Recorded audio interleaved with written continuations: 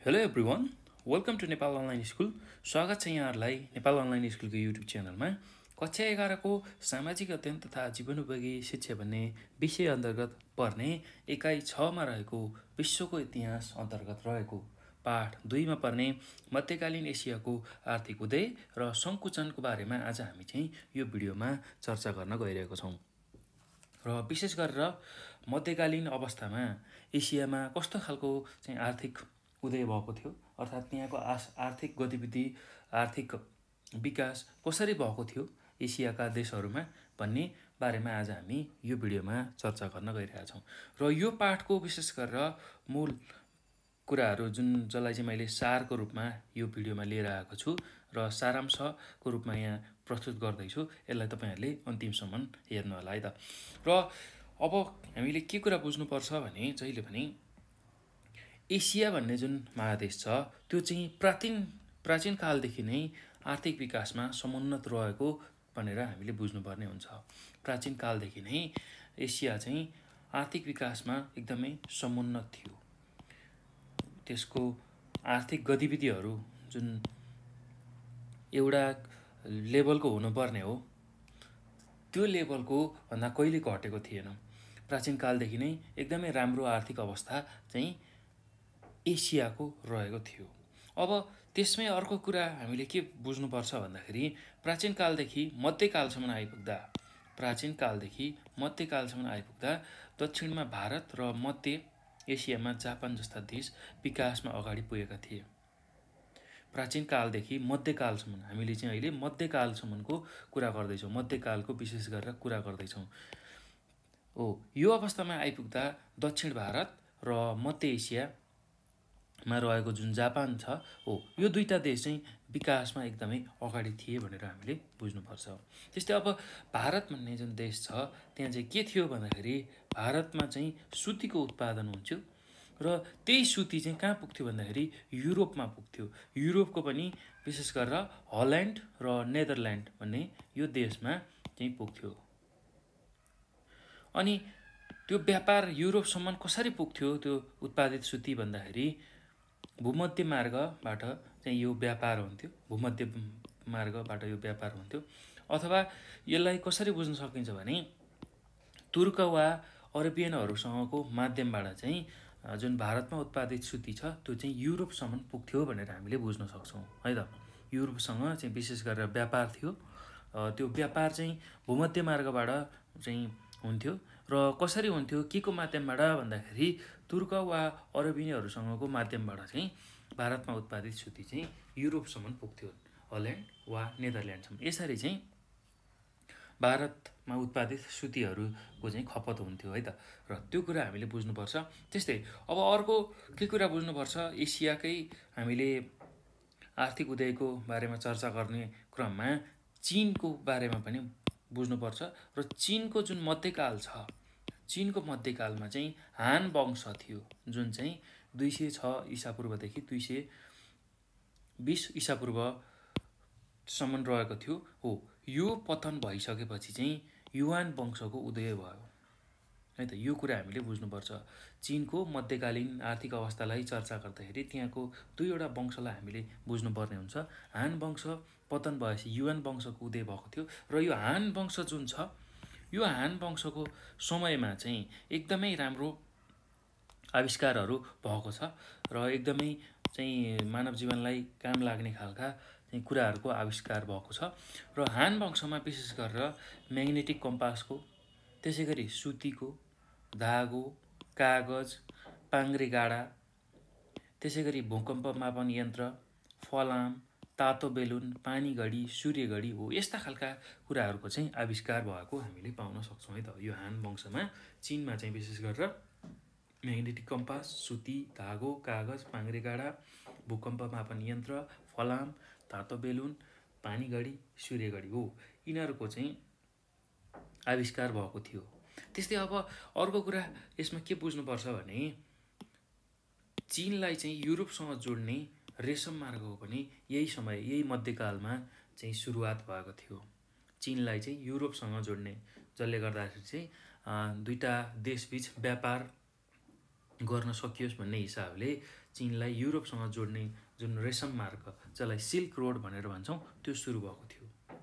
र त्यही बेला चीनमा के पनि अर्को कुरा भयो भन्दाखेरि नुन र फलाम जुन उद्योग छ त्यसलाई चाहिँ राष्ट्रियकरण गर्यो सरकारबाट, र त्यसबाट आउने जुन आम्दानी छ त्यसले नै चाहिँ राज्य चलाउने चाहिँ निर्णय गर्यो चीन सरकारले हो। यसरी चाहिँ चीनको आर्थिक पक्ष माथि उठेको देखिन्छ। र अर्को भनेको किसानहरू खेतीतर्फ लागि चाहिँ त्यहाँ चाहिँ कृषि कर जसलाई हामी मालपोत भनेर भन्छौँ हो त्यसमा पनि वृद्धि हुन पुग्यो।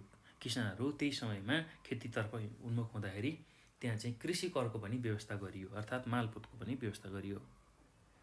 त्यसपछि चीनमै टाङ वंशको उदय भयो। र टाङ वंशको चाहिँ उदय हुँदाखेरि के भयो भन्दाखेरि बारुद र पैबा चित्रको आविष्कार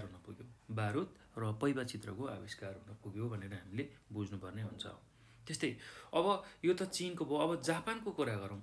जापानको कुरा गर्दाखेरि जापानको मध्यकालीन अर्थव्यवस्था युरोपको जस्तै सामन्तवादी नै थियो। जापानको मध्यकालीन अर्थव्यवस्था चाहिँ युरोपमा जस्तो जुन सामन्तवादी थियो त्यस्तै खालको थियो भनेर हामीले बुझ्न सक्छौँ।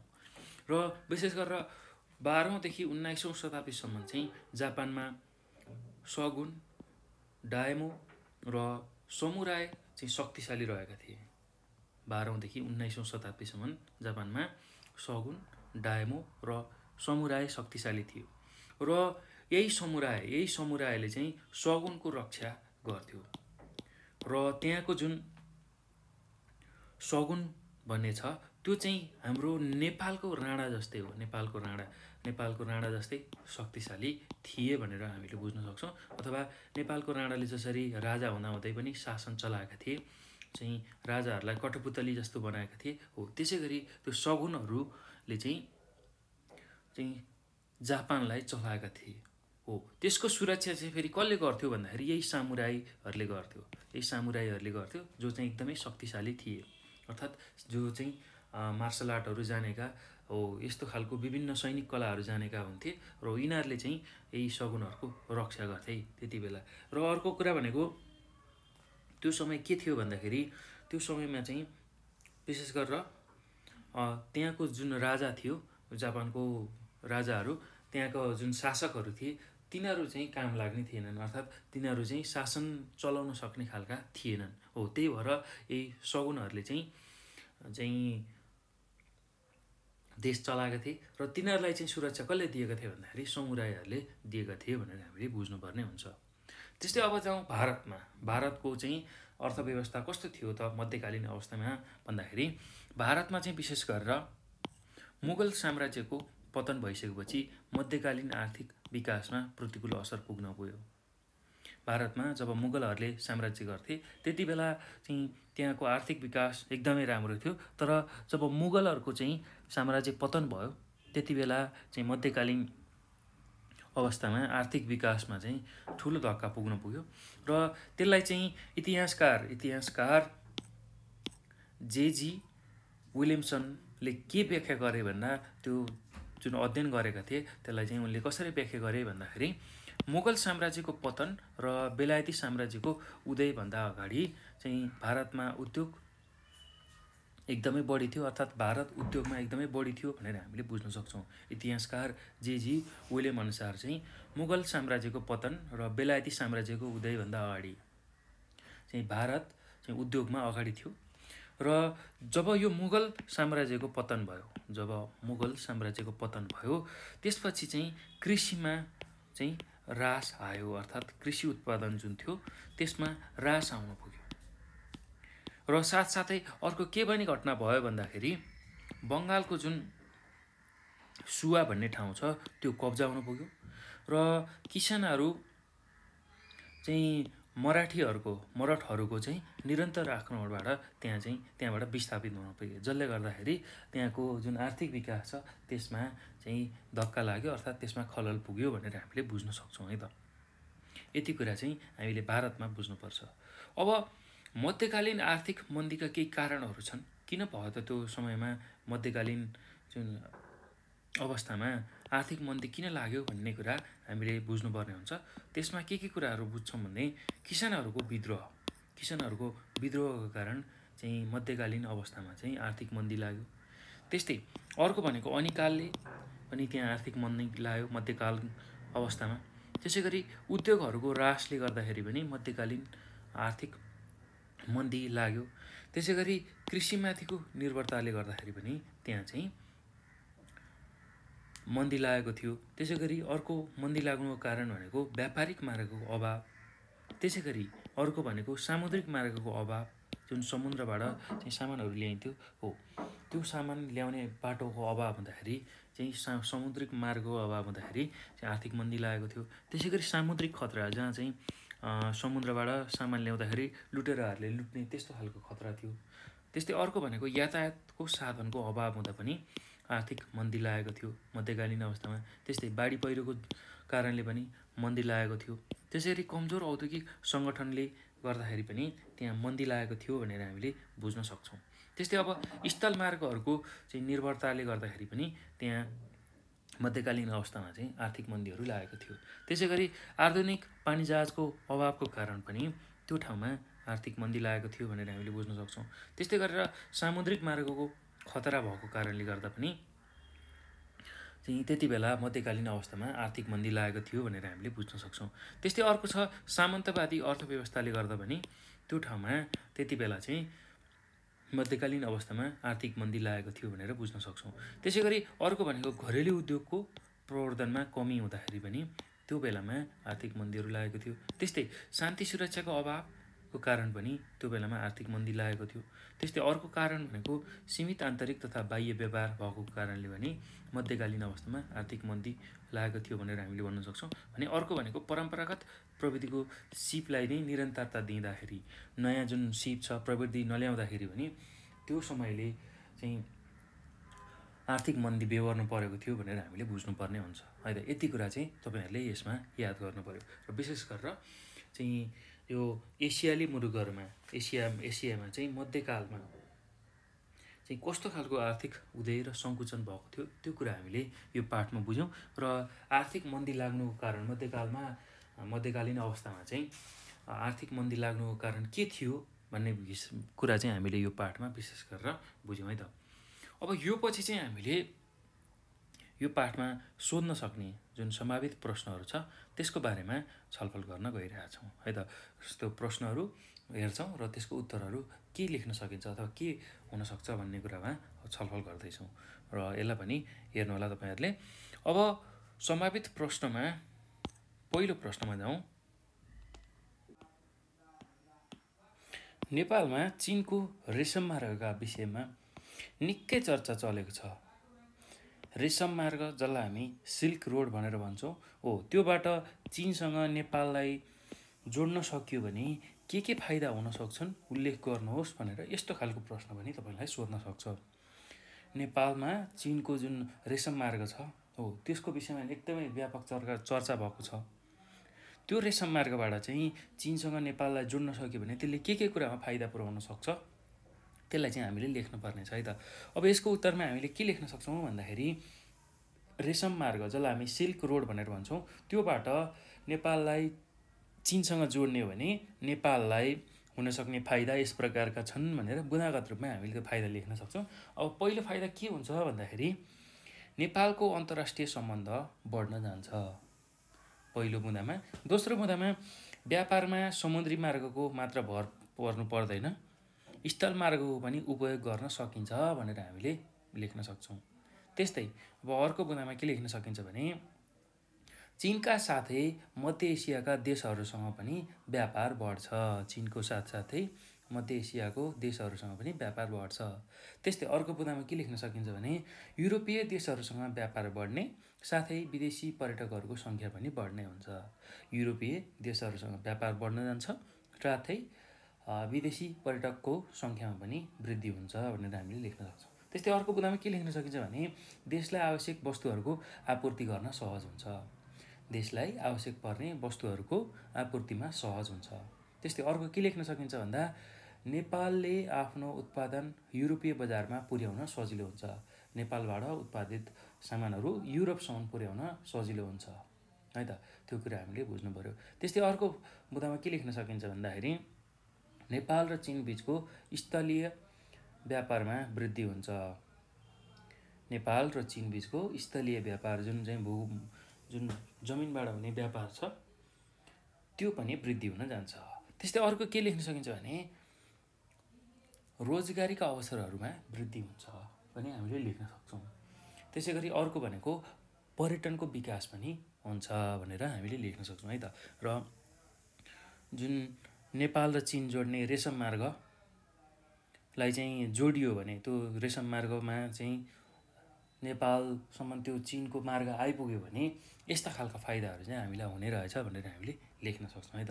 र अब त्यस्तै गरी अर्को प्रश्न तपाईँहरूलाई के सोधिदिन सक्छ यो पाठमा भन्दाखेरि यो पाठबाट मध्यकालीन एसियाको उदय कसरी भएको थियो बुँदागत रूपमा लेख्नुहोस् भनेर प्रश्नले सोधेको छ। ल अब यसको उत्तर पनि हामीले एकदम सहज रूपले लेख्न सक्छौँ। अब यसमा के कुराहरू लेख्न सकिन्छ भने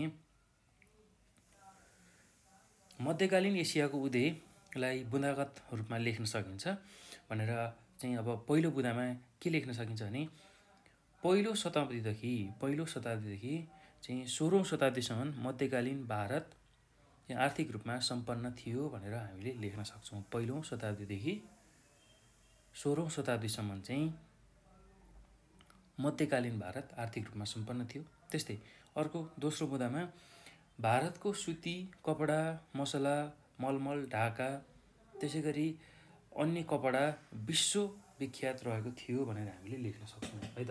त्यस्तै अर्को बुँदामा के लेख्न सकिन्छ भने बङ्गालको रङ छापा कहिल्यै नखुइलिने खालको थियो। बङ्गालको रङ छापा कहिले नखुइलिने खालको थियो। त्यसै गरी अर्को बुँदामा किसानहरूले विभिन्न फलफुल खाद्यान्न उत्पादन गरी देश खाद्यान्नमा आत्मनिर्भर थियो भनेर हामीले लेख्न सक्छौँ। किसानहरूले विभिन्न फलफुल खाद्यान्न उत्पादन गरी देश खाद्यान्नमा आत्मनिर्भर थियो भनेर। त्यसै गरी अर्को बुँदामा मुद्राको प्रचलन कम भएकाले अन्नलाई करको रूपमा बुझाइन्थ्यो। मुद्राको प्रचलन कम भएकाले अन्नलाई करको रूपमा बुझाइन्थ्यो भनेर लेख्न सकिन्छ। त्यसै गरी अब अर्को बुँदामा लत्ता, कपडा, भाँडा बर्तन, कृषि औजार र दैनिक जीवनका वस्तुहरू देशमा नै उत्पादन हुन्थ्यो। लत्ता, कपडा, भाँडा बर्तन, कृषि औजार र दैनिक जीवनका जुन वस्तुहरू थियो त्यो चाहिँ देशमा नै उत्पादन हुन्थ्यो भनेर हामीले लेख्न सक्छौँ। त्यस्तै अर्को बुँदामा के लेख्न सकिन्छ भने भारतको सुती कपडा विश्वमा प्रख्यात थियो भनेर हामीले लेख्न सक्छौँ। त्यसै गरी अर्को बुँदामा चाइना माटोका जुन भाँडाहरू छ चाइनामा माटोका भाँडाहरू प्रसिद्ध थिए। चाइनाको माटोको भाँडाहरू प्रसिद्ध थिए भनेर हामीले लेख्न सक्छौँ। त्यसै गरी अर्को बुँदामा के लेख्न सकिन्छ भने मध्य एसियामा बर्बर मङ्गोल जातिको चाहिँ राज्य विस्तार थियो। प्राचीन सभ्यता मासिँदै जाँदाखेरि चाहिँ यस्तो खालको संस्कृति धर्म राज्यको स्थापना पनि हुँदै गएको थियो भनेर हामीले लेख्न सक्छौँ है त। र मध्य एसियामा बर्बर मङ्गोल जातिको राज्य विस्तार भएको थियो। प्राचीन सभ्यता मासिँदै नयाँ खालको जुन संस्कृति छ त्यो पनि स्थापित हुँदै थियो भनेर हामीले बुझ्न सक्छौँ है त, त्यो लेख्न सक्छौँ। त्यस्तै अर्को बुँदामा के लेख्न सकिन्छ भने राजा र सामन्तहरूको हालिमुहाली थियो। राजा र सामन्तहरूको हालिमुहाली थियो। त्यसै गरी अर्को बुँदामा के लेख्न सकिन्छ भने अरब देशमा इस्लाम धर्मको प्रचार प्रसार भयो। भारत, चीन, जापानका आर्थिक उन्नति पनि भएको थियो भनेर लेख्न सक्छौँ। भारत, चीन, जापानमा चाहिँ आर्थिक उन्नति भएको थियो भनेर लेख्न सकिन्छ। त्यस्तै अर्को बुँदामा भारतमा विभिन्न सम्राट बादशाहहरूको उदय भयो। अरब देशको मध्यतिर चाहिँ अरब देशको जुन मध्यकालीन समयतिर चाहिँ भारतको व्यापार युरोपसम्म पुगेको थियो भनेर हामीले लेख्न सक्छौँ है त। त्यस्तै अब अर्को बुँदामा के लेख्न सकिन्छ भने टाङ्ग वंश जसलाई हामी टाङ भनेर भन्छौँ हो चीनमा चाहिँ त्यो शासनकाल थियो। उनीहरूको शासनकालमा चाहिँ चीनको सिमाना साइबेरिया, कोरिया, दक्षिण भियतनाम, मङ्गोलियासम्म विस्तार भएको थियो। टाङ्ग वंशको चाहिँ समयमा शासनकालमा चाहिँ चीनको सिमाना साइबेरिया, कोरिया, दक्षिण भियतनाम त्यसै गरी मङ्गोलियासम्म विस्तार भएको थियो भनेर हामीले लेख्न सक्छौँ। त्यस्तै अर्को बुँदामा के लेख्न सकिन्छ भने यो अवधिमा मार्को पोलो चीनमा आए, चीनको उन्नति र विकासको बारेमा आफ्नो यात्रा वर्णनको क्रममा उनले उल्लेख गर्यो अथवा लेखे भनेर भन्न सकिन्छ है त। त्यसै गरी चीनमा त्यही बेलामा त्यही समयमा चाहिँ छपाई, त्यसै गरी पानीघडी, सूर्यघडी, फलाम, पाङ्ग्रा भएको मानिसले तान्ने गाडा, पाङ्ग्रे गाडा, त्यसै गरी भूकम्प मापन गर्ने यन्त्र, कपास, सुती धागो आदि यस्तो खालको कुराहरूको विकास र आविष्कार भयो भनेर हामीले लेख्न सक्छौँ। त्यसै गरी अर्को बुँदामा के लेख्न सकिन्छ भने चीनमा नुन फलाम उद्योगहरू चाहिँ राष्ट्रियकरण भयो र ग्रेट वाल पनि निर्माण भयो भनेर हामीले लेख्न सक्छौँ। त्यसै गरी अर्को बुँदामा के लेख्न सकिन्छ भने राजा सर्वोच्च शासक भए पनि सामन्तहरू शक्तिशाली थिए। सगुन, डायमो, समुरायहरूको व्यवस्था थियो। यो चाहिँ विशेष गरेर जापानमा भएको है, यो जापानको कुरा हो। र सगुन चाहिँ नेपालका राणाहरू जस्तै शासक थिए र मुगल सम्राट अकबर बादशाह मराठहरूको चाहिँ राज्य विस्तार तथा चाहिँ व्यापार यस्तो क्षेत्रमा चाहिँ उनीहरूको लगानी रहेको थियो, उनीहरू चाहिँ त्यसमा लागि परेका थिए भनेर हामीले लेख्न सक्छौँ। त्यसै गरी अर्को बुँदामा के लेख्न सकिन्छ भने जापान पनि कृषिमा आधारित थियो। सगुन समुदाय डायमो जापानको उपप्रशासक वा सानो क्षेत्रको शासक रहेका थिए। जापानमा बाह्य व्यापार त्यति विकसित थिएन। राजा मिजोको शासनकालबाट जापानको विकासको क्रम सुरु भएको थियो भनेर हामीले यति कुराहरू चाहिँ लेख्न सक्छौँ है त। ल, यति कुरा तपाईँहरूले बुँदागत रूपमा लेख्न सक्नुहुन्छ है त, सुनेकै आधारमा। त्यसै गरी अब अर्को प्रश्न तपाईँहरूलाई यो पाठमा के सोध्न सक्छ भन्दाखेरि मध्यकालीन एसियाको आर्थिक अवस्थामा चाहिँ गिरावट आउनुको कारणहरूको सूची बनाउनुहोस् भनेर प्रश्नले सोधेको छ। अब यसमा हामीले के कुराहरू लेख्न सक्छौँ भन्दाखेरि मध्यकालीन एसियाको आर्थिक अवस्थाको अथवा आर्थिक अवस्थामा चाहिँ गिरावट आउनुका प्रमुख कारणहरू। अब पहिलो कारण के छ भन्दाखेरि किसानहरूको विद्रोह, यातायातको साधनको अभाव। त्यस्तै दोस्रो बुँदामा के लेख्न सक्नुहुन्छ भने अनिकाल, बाढी पहिरो। त्यसै गरी अर्को बुँदामा कमजोर औद्योगिक सङ्गठन अथवा उद्योगको ह्रास भनेर लेख्न सक्नुहुन्छ। त्यसै गरी अर्को बुँदामा कृषि र स्थलमार्गमाथि निर्भरता भनेर हामीले लेख्न सक्छौँ। त्यसै गरी अर्को बुँदामा व्यापारिक मार्ग र आधुनिक पानी जहाजको अभाव भनेर हामीले लेख्न सक्छौँ है त। त्यसै गरी अर्को बुँदामा समुद्री मार्गको अभाव र खतरा भनेर हामीले लेख्न सक्छौँ। त्यस्तै अर्को बुँदामा शान्ति सुरक्षाको अभाव भनेर हामीले लेख्न सक्छौँ र अथवा सीमित आन्तरिक तथा बाह्य व्यापार पनि यसको कारणमा पर्छ।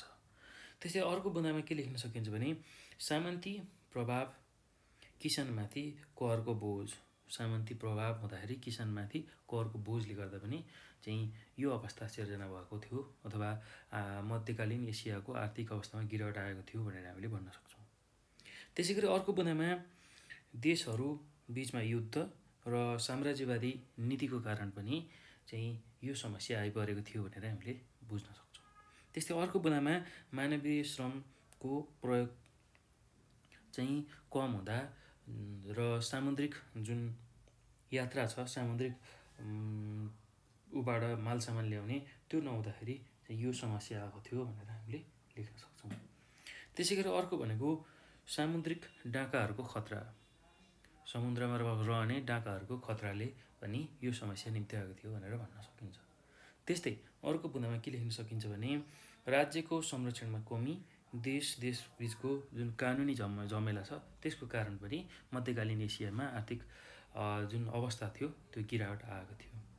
त्यसै गरी अर्को भनेको यस्तै खालका जुन कार्यहरू जसले चाहिँ देशलाई चाहिँ कमजोर बनाउनको लागि चाहिँ भूमिका खेलेको थियो भनेर हामीले लेख्न सक्छौँ है त। ल, यति कुरा तपाईँहरूले यसको उत्तरमा लेख्न सक्नुहुन्छ। र यो सँगसँगै अब यो पाठमा हामीले चाहिँ विशेष गरेर मध्यकालीन एसियाको आर्थिक उदय र सङ्कुचन कसरी भएको थियो भन्ने कुरा बुझ्यौँ र साथै यो पाठमा सोध्न सक्ने खालको सम्भावित प्रश्नहरूलाई पनि हामीले हेऱ्यौँ है त। र यति कुरा चाहिँ तपाईँहरूले अब एकदम ध्यानपूर्वक बुझ्नु होला, सुन्नु होला र बुझेको कुराहरूलाई चाहिँ दोहोऱ्याउनु होला, किनभने यो अलिकता धेरै याद गर्नुपर्ने कुराहरू यसमा रहेको हुनाले यसलाई विशेष फोकस गरेर याद गर्नु होला। र अब यो भिडियो हेरिसक्दा तपाईँले धेरै कुराहरू जानकारी लिइसक्नु भएको छ, धेरै कुराहरू थाहा पाइसक्नु भएको छ। यदि केही कुराहरू तपाईँलाई चाहिँ कन्फ्युजन लागेको छ भने तपाईँहरूले हामीलाई 9849595895 यो नम्बरमा चाहिँ कन्ट्याक्ट गर्न सक्नुहुन्छ। भाइबर, वाट्सएप र टेलिग्राममा हामीलाई मेसेज गर्न सक्नुहुन्छ। र साथसाथै नेपाल अनलाइन स्कुलको फेसबुक, टिकटक र इन्स्टाग्राममा पनि हामीलाई फलो गर्न सक्नुहुन्छ र आफूलाई लागेको समस्याहरू, जिज्ञासाहरू हामीलाई भन्न सक्नुहुन्छ है त। र साथसाथै अब यो भिडियो हेरिसकेपछि तपाईँहरूले यसलाई सक्दो सेयर गर्नुहोला, लाइक गर्नुहोला र नेपाल अनलाइन स्कुलको युट्युब च्यानललाई पनि सब्सक्राइब गर्न नभुल्नुहोला। र यति भन्दै म यो भिडियोबाट बिदा हुन्छु। तपाईँको समय शुभ रहोस् र सबैजनालाई यो भिडियो हेर्नुभएकोमा धेरै धेरै धन्यवाद।